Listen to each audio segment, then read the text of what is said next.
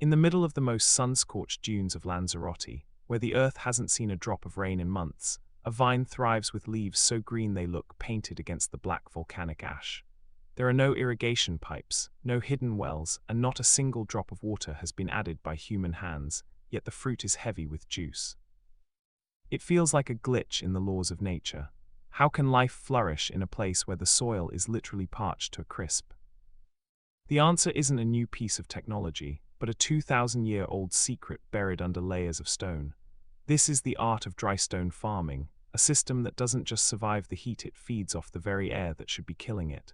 But to understand how this works, we have to look at the ground beneath our feet, because it's not actually soil. It's a trap. Imagine a landscape that looks more like the surface of Mars than a farm. In the Jiria region, farmers dig massive, funnel-shaped pits into thick layers of volcanic lapilli, small, porous black stones. At the bottom of each pit, they plant a single seed. Then they build a semicircular wall of heavy rocks around the rim. From a distance, it looks like a graveyard of craters. But here, where it gets interesting. These walls aren't there for shade, and the pits aren't there to catch rain because in many years, the rain never comes. Instead, these structures are designed to harvest the invisible river flowing through the air. Every night, as the temperature drops, the porous volcanic stones act like a thermal sponge. They suck the humidity out of the Atlantic breeze, condensing microscopic water droplets onto their cool surfaces. The water doesn't evaporate, it trickles down through the stone layer, straight to the roots. The system creates a permanent state of artificial dew. While a modern farm relies on a massive external input of water, this ancient design functions as a closed-loop condenser. It's a realization that changes how we think about scarcity. What if the problem isn't a lack of resources, but our inability to catch what's already drifting past us? But if this works so well, why isn't every drought-stricken region on Earth covered in these stone craters? That's not the full story. The reason this method remains a hidden relic isn't because it's ineffective, it's because it's slow. In a global food system built on speed, high-yield fertilizers and massive mechanical sprayers, a system that requires hand-carving pits into the earth is seen as an economic relic. We traded resilience for scale. We chose systems that work 90% of the time with massive effort, over systems that work 100% of the time with zero input. Think about the physics for a moment. Most modern soil is left naked. When the sun hits it, the moisture is sucked out through capillary action, leaving the ground cracked and dead. The volcanic mulch used in this 2,000-year-old system does the exact opposite. It creates a vapor shield. The stones are so porous that they break the capillary connection, meaning water can go down, but it literally cannot climb back out. It is a one-way valve for life. This brings us to a startling clarity. We often view the desert as a place of death, but these farmers saw it as a laboratory of physics. By manipulating the albedo effect, the way surfaces reflect or absorb light, and managing thermal inertia, they created a microclimate that is 10 degrees cooler than the surrounding air.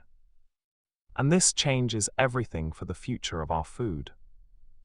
As groundwater levels drop globally and the cost of pumping water becomes a terminal expense for small farms, the Lanzarote model is no longer just a historical curiosity. It's a blueprint. We are seeing a return to sand mulching and lithic mulch in parts of the world where the taps are running dry. It turns out that a pile of rocks can outperform $1 billion desalination plant if you understand how to talk to the wind. The logic is simple, yet we've spent a century ignoring it. Work with the environment's extremes, not against them.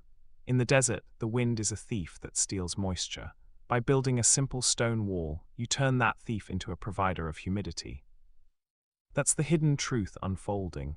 Our ancestors didn't have the luxury of solving nature, they had to participate in it. They didn't see a barren wasteland, they saw a machine waiting to be tuned. We are currently standing at a crossroads, where our most advanced agricultural tech is failing under the pressure of a changing climate. Perhaps the innovation we've been searching for isn't a new chemical or a genetically modified seed. Perhaps it's a pile of stones and a deeper understanding of the air. The most resilient systems aren't the ones that require the most power, but the ones that require the least. When the power goes out and the pipes run dry, the green vines in the volcanic ash will still be there, drinking from the night air. The real question is, are we brave enough to stop digging for more water and start looking at how we can trap the moisture that's already touching our skin. If a simple stone can grow a vineyard in a wasteland, imagine what else we've forgotten how to do. If you're wondering how this ancient, stone-breathing logic could be applied to a modern backyard or a struggling community garden, the transition is simpler than it looks. It starts with a shift from irrigation to insulation. What would happen if we stopped trying to water the plant and started trying to skin the earth? The transition from an ancient desert secret to a modern practical application begins with a single, counterintuitive realization.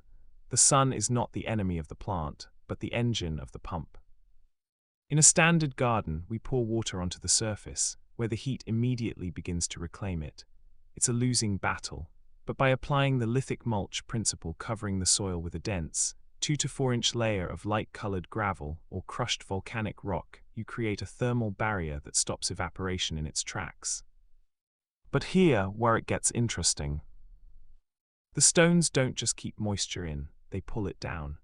In the early hours of the morning, when the air is slightly warmer than the stones that have cooled overnight, a microlayer of condensation forms in the gaps between the rocks. This isn't just a few drops. In a well-constructed rock mulch system, this occult precipitation can provide the equivalent of a light rain shower every single night, even in the height of a drought. And this changes everything for the way we design our living spaces. Instead of thirsty green lawns that require constant life support, we can build passive hydration landscapes. By positioning stones of varying sizes to create wind eddies, we can force moisture-heavy air to slow down and deposit its water exactly where the roots need it. It's a mechanical solution to a biological problem. That's not the full story, though. While the physics are flawless, the implementation requires a total reimagining of what a healthy garden looks like. We've been conditioned to think that bare, dark soil is a sign of fertility. In reality, bare soil is a wound. Covering that wound with stone isn't just an aesthetic choice, it's an act of climate engineering. We are seeing this logic scale up in Global South, reforestation projects where saplings are surrounded by water boxes or stone circles. These aren't just protectors, they are atmospheric harvesters. They allow a tree to establish itself in ground that hasn't seen a river in a generation. The clarity we gain from this is profound.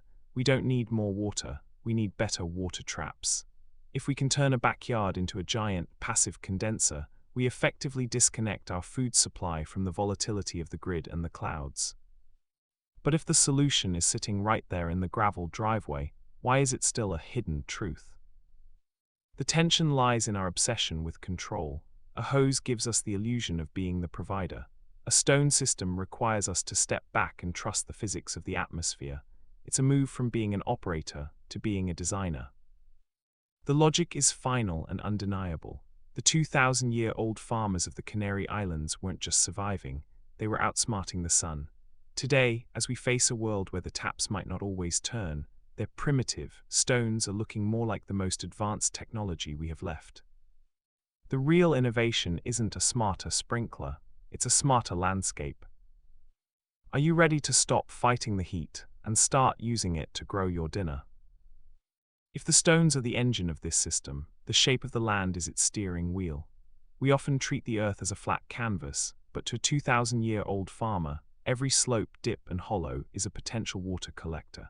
This is where the concept of air wells comes into play, a technique so effective it feels like pulling water out of thin air because that is exactly what it does. By arranging stones into high-mass mounds, or cairns, you create a temperature differential. The center of the rock pile stays cool while the outer layer bakes in the sun. This temperature gap acts as a magnet for humidity. But here, where it gets interesting. The water isn't coming from the ground, it's being squeezed out of the wind. As air passes through the gaps in the stones, it hits the cool core and loses its ability to hold moisture. The vapor turns to liquid, drips into the center of the pile, and is shielded from the sun. It's a self-watering system that never needs a battery or a plumber.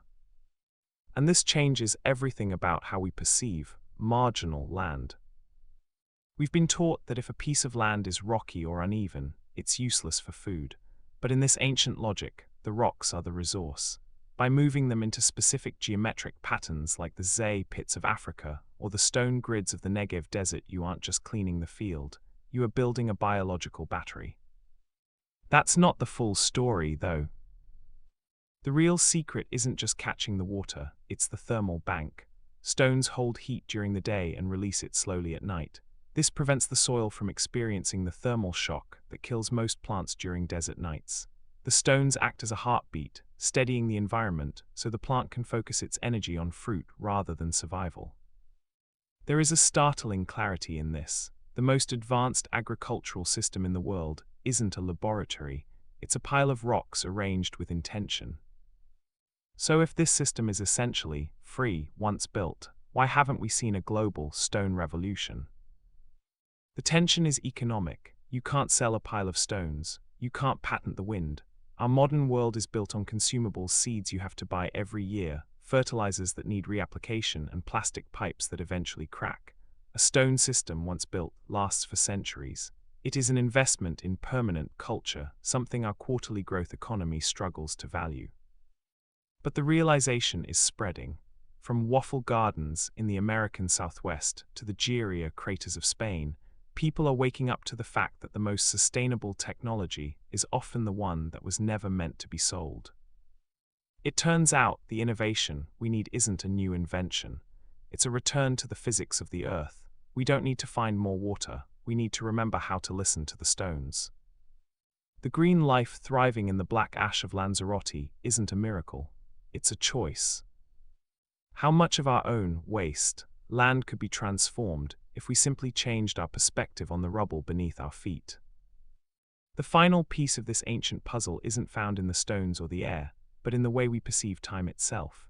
We have spent the last century designing fast landscapes farms that respond to the flick of a switch or the spray of a nozzle, but the 2,000-year-old system operates on deep time. It is a slow, rhythmic pulse that doesn't care about market fluctuations or seasonal droughts because it has already accounted for them. It is the difference between a battery that needs constant recharging and a solar panel that simply exists. But here where it gets interesting. When you stop fighting for water, the plant itself begins to change. In these stone mulch systems, roots don't stay near the surface waiting for a handout. They dive deep, searching for the cool, stable moisture trapped beneath the thermal shield. This creates a super plant with a massive root-to-shoot ratio, making it naturally resistant to pests and disease without a single drop of chemical intervention. And this changes everything for the individual grower. Most people give up on gardening because it feels like a second job, a constant cycle of weeding, watering, and worrying. But the Lanzarote logic flips the script. It suggests that the most productive thing a farmer can do is build a structure that makes their own labor unnecessary. It is the ultimate expression of passive income, but for calories instead of currency. That's not the full story, though. The hidden truth is that we are currently living through a hydro-illusion. We think we have plenty of water because it comes out of the tap, but that water is often being mined from ancient aquifers that take thousands of years to refill. We are spending our inheritance to buy a temporary green. The stone system, however, lives entirely on its interest, the daily moisture provided by the atmosphere. It is the only truly solvent way to grow food on a warming planet. There is a startling clarity in seeing a vine thrive in a place where a cactus might struggle. It forces us to realize that scarcity is often just a lack of imagination. We see a desert. The ancient farmer saw a giant, untapped reservoir floating 6 feet above the ground. So, as the global water table continues to retreat, the tension between our high-tech gadgets and these low-tech stones will only grow. One requires a global supply chain, electricity, and constant maintenance. The other requires a shovel, some rocks, and an understanding of the dew point. The validation of this system isn't found in a laboratory report, but in the taste of the fruit. Grapes grown in the volcanic pits of the Canary Islands are among the most prized in the world, not in spite of the harsh conditions, but because of them. The struggle, moderated by the stones, produces a complexity that pampered, irrigated fruit can never match. We are entering an era where resilience will be the only luxury that matters, and that resilience is literally lying on the ground, waiting for us to pick it up and stack it. The 2,000-year-old secret is out. The earth was never thirsty, it was just uncovered. What if your most productive, smart tool this season isn't an app, but a heavy rock placed exactly where the wind meets the shade?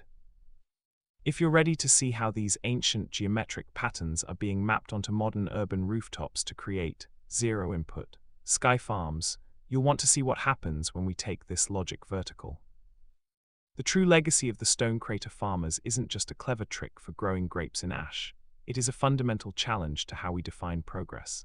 We have spent billions trying to outrun nature, building massive dams and complex desalination plants, only to find ourselves more vulnerable than ever to a single dry season. Yet in the silent, black deserts of Lanzarote, the system has been running flawlessly for 2 millennia without a single repair bill or a drop of fuel. It is a realization that carries a heavy weight. The solution to our most modern crisis might be sitting under a layer of dust in the history books. But here, where it gets interesting. The Lanzarote model proves that abundance isn't a result of having the most resources, it's a result of having the most efficient relationship with the resources you already have. We don't need to find a new planet or invent a miracle technology to feed the future. We simply need to look at the waste in our own environments, the humidity in the air, the stones in the field, the shade of a wall, and see them as the precision instruments they actually are. And this changes everything about our role on this planet. We are not just consumers of a landscape, we are the designers of its metabolism. When we build a stone mulch or dig a moisture pit, we are participating in a conversation with the sun and the wind that started long before we were born. We are choosing a path of radical simplicity that is, ironically, more sophisticated than any computer-controlled greenhouse. That's not the full story, though. The final hidden truth is that these systems do more than just grow food, they restore the spirit of the grower. There is a profound clarity that comes from building something that will outlast you, a structure that will continue to provide for your grandchildren's children, using nothing but the physics of the sky. It is the ultimate insurance policy against an uncertain world. As the vines in the volcanic pits begin to swell with juice, they offer a silent green validation of this ancient logic. They don't need us to save them, they just need us to get out of the way and let the stones do the work. We are standing on the threshold of a new era where primitive is the new advanced. The desert isn't expanding, we've just forgotten how to make it bloom. The 2,000-year-old secret is simple. The earth provides everything we need, provided we are patient enough to build the cradle to catch it. What if the most revolutionary act you can take this year isn't buying something new, but rearranging the ancient elements already beneath your feet?